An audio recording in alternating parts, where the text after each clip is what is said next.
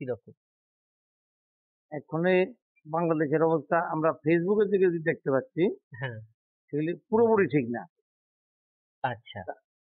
তারপরেও অবস্থা খুব একটা ভালো না। এখন হচ্ছে ওদের যে মৌলবাদী সংগঠনটা রয়েছে, হ্যাঁ, এরা কি করছে? এরা ওই ইসকনের বিরুদ্ধে খুব লেগেছে। জামাত।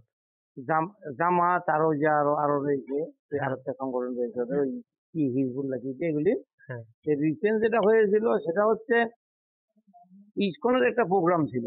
হ্যাঁ, ওখানেই একটা একটা পাকিস্তানপন্থী একটা বাংলাদেশের ফ্ল্যাগের উপরে ওই চাঁদ-তারা, হ্যাঁ, তারপরে চাঁদ হ্যাঁ, এইগুলির লাগিয়ে একটা ফ্ল্যাগ তুলেছিল।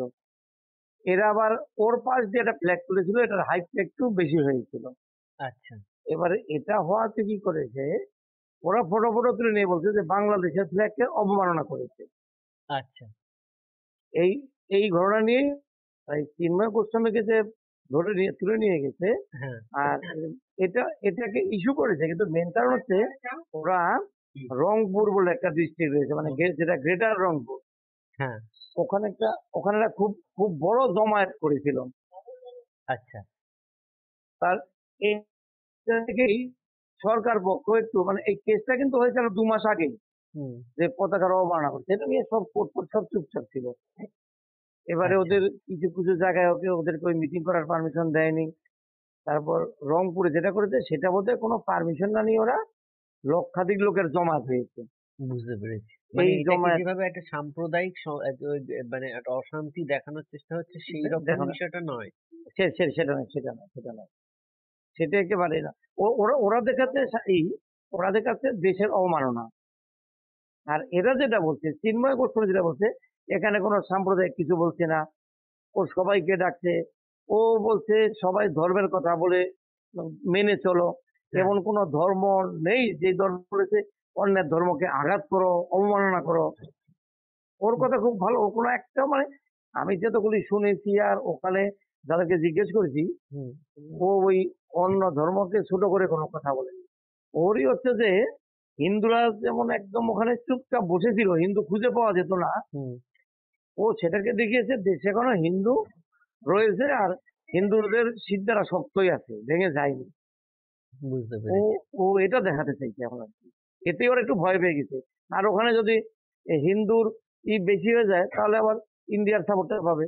হ্যাঁ, মানে এটা শুধুমাত্র এক মানে ভারত বিরোধিতা থেকেই এই বিষয়টা হচ্ছে। হ্যাঁ হ্যাঁ, ওরা দেখাতে চাইছে হিন্দু মানেই এটা ভারতীয় সংগঠন, বুঝতে বিজেপির পেরেছি, সংগঠন। ওরা এটাকে বুঝতে পেরেছি, প্রচারই করে যাচ্ছে কিছু কিছু সংগঠন আবার। বুঝতে পেরেছি। হ্যাঁ একটা জিনিস হ্যাঁ বলো, দীর্ঘদিন ধরে কলোনি এরিয়ায় তুমি বসবাস করো, হ্যাঁ এই যে মানুষজনের যে জীবন যন্ত্রণা ৭১ সালের বা আগে বা পরে যারা এখানে এসেছিলেন, হ্যাঁ সেই পরিস্থিতি আবার তৈরি হচ্ছে হ্যাঁ হ্যাঁ এই হ্যাঁ আমাদের এই বর্তমানে হ্যাঁ বাংলাদেশের ঘটনা নিয়ে। হ্যাঁ এই সম্পর্কে কি বলবে? এই যে এইসব। এই হ্যাঁ মৌলবাদীদের যে ষড়যন্ত্র এই সম্পর্কে। হ্যাঁ, আমার বক্তব্য হচ্ছে এই সম্পর্কে মৌলবাদীদের একটা আন্তর্জাতিক ভাবেই মৌলবাদ একটা চারা দিয়ে উঠছে হ্যাঁ, নানান জায়গায়। প্যালেস্টাইনে মুসলমান বলে ওদের মারছে, হ্যাঁ, এবং অন্যান্য রাজ্য তার অন্যান্য দেশ তার তামাশা দেখছে। এরকম একটা মুসলমান বিরোধী মানে প্যালেস্টাইনে মারা যাচ্ছে, মুসলমান মারা যাচ্ছে, তাতে আমাদের কি? এরকম একটা মনোভাব আর কি, একটা একদম। মৌলবাদী শক্তিতে। আন্তর্জাতিক ভাবেই একটা মৌলবাদী শক্তি উঠছে। সংখ্যালঘু মৌলবাদী, সংখ্যাগুরু মৌলবাদী দুটোই খুব সক্রিয়।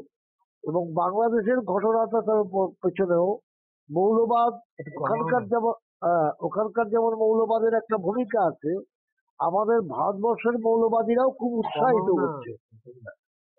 হ্যাঁ, না বলো, বলতে থাকো। ভারতবর্ষের মৌলবাদীদেরও একটা গুরুত্বপূর্ণ উৎসাহ আছে।